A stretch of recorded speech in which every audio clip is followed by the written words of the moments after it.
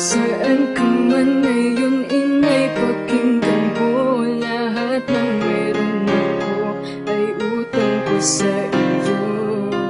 Nasaan ka man ngayon, inay, pakinggan mo. Lahat ng meron ako ay utang ko sa iyo. Ako nga pala si Ben, estudyante po ako. Sa murang edad, nagbabanat na ng buto. Nangangalakal sa gabi para lang makaraos. Kahit mahirap lang kami, ay gusto kong makatapos 12 anyos ako na magkasakit si ina.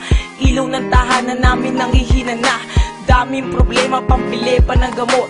Sana wag akong panghinaan ng loob. Kaya ko pa ba? Sino ang tutulong? Si inay. Gagaling pa ba? Palagi kong mga tanong. Si itay sa alak, ngayon pa nalulong. Ngayon pa ng babae, tumanda ng paurong. Pero kahit gantong, puno ng kamalasan, gagawing lakas ang aking kahinaan. Tiwala sa sarili, mag-aral na mabuti. Ako ay estudyante at yun ang importante. Puso ng hihing na matang puno ng luha, kaluluwang gapo sa pulang panikan. Puso ng hihing na matang puno ng luha, kaluluwang gapo sa pulang panikan. Nay, kamusta? Kailan ka kaya babangon? Pasensya ka na kung wala ako kahapon. Marso na pala, ang bilis ng panahon. At ang dami kong istorya sa aking huling taon.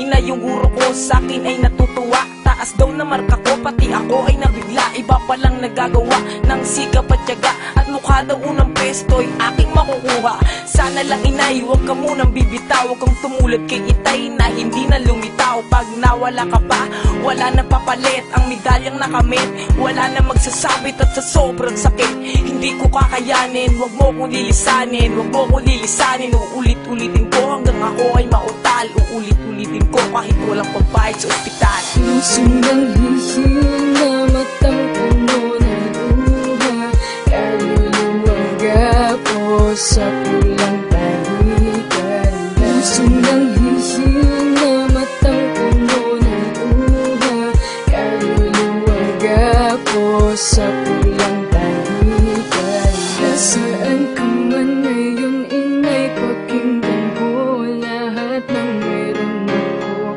ay utang ko sa iyo.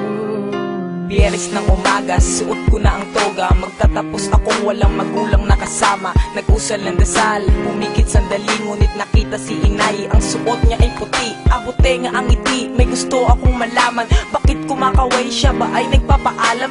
Ako'y kinabahan, katawan ay nangatal. Di na tinapos ang dasal, tumakbo sa ospital.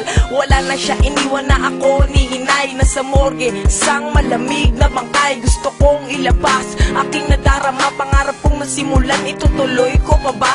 Napatingin sa lason, di maalis ang titig. Litrato ni inay, nagkalat sa paligid. Alam kong di na pwedeng ibalik ang kahapon. Pinikit ko ang mata, sabay inom ng lason.